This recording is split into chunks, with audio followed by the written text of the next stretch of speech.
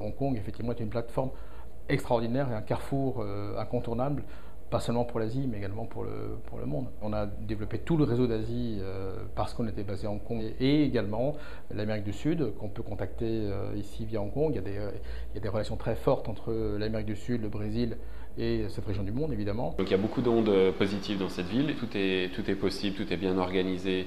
L'administration, c'est assez agréable. Engager des personnes, par exemple, au niveau du recrutement, les choses vont vite, il n'y a pas beaucoup de contraintes. Les taxes sont aussi assez intéressantes, bien entendu. Les barrières d'entrée sont pas grosses, quoi. Tout est facile pour démarrer un business ici, on va dire.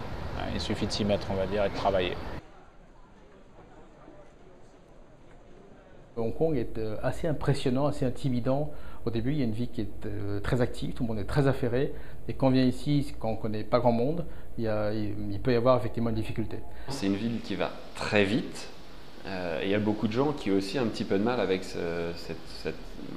ville qui va à 200%, 200 km/h. Des fois, on a un peu du mal à s'adapter. On peut quand même, je pense, ici, même si on a un stéréotype d'une ville très verticale, très dense, etc., très urbanisée, on peut y trouver son équilibre puisque simplement 30% des surfaces d'Hong Kong sont urbanisées, donc il reste 70% de parcs régionaux qui sont eux, complètement vierges de construction. Et souvent, c'est assez sauvage, on peut y rencontrer des buffalos, des serpents. Je suis un gros fan de tout ce qu'offre Hong Kong en dehors de cette ville.